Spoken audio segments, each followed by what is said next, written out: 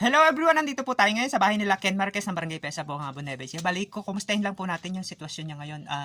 Mother, kumusta na po si Ken ngayon? Eto po, nag-aano siya. Mabuti naman, malusog. Kanya nga lang, yung mata niya nagte-therapy. 3 hours pagitan. Gawa ng yung mata niya, sumusok-sok pagka nasosobrahan ng lingon sa kanan saka sa kaliwa. Kay Dr. Chua, sabi naman niya, yan nga ang pinaka-the best na therapy. Bali, ano yung pinaka-definition ng...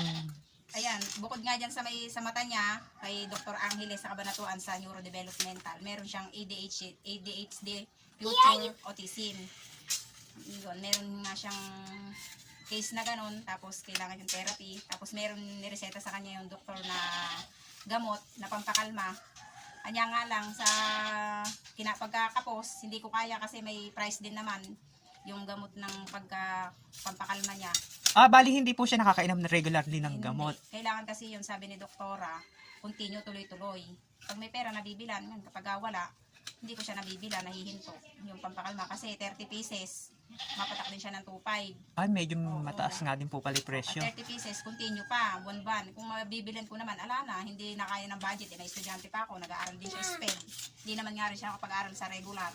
Dahil nga ganyan nga. Wait lang, bebe. Tingin ka rin na makikita natin, ma'am. Ayan. Bali, nagbigay po si LC ng simpleng food pack para po meron po kayong pagsalo-saluhan. Halimbawa, pag may birthday po si Ken, pwede niya pong Thank you po. Thank you iluto. po. Ito po yung food pack galing kay Ma'am LC. Ito, Ken. Ayan.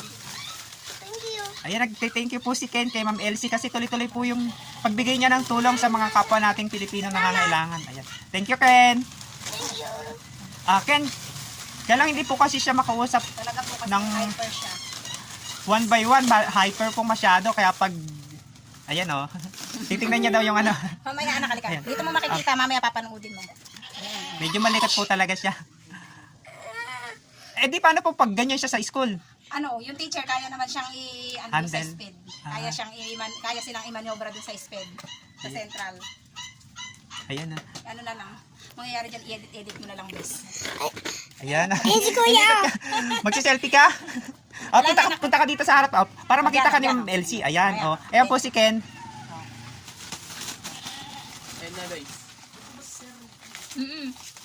Ayan po. Nagpapasalamat po ulit kami kay Ma'am LC kasi nakapili niya po si Ken na bigyan ng groceries pack. Thank you, Ken. Thank you. God bless. Ayan na. Sana gumaling ka na.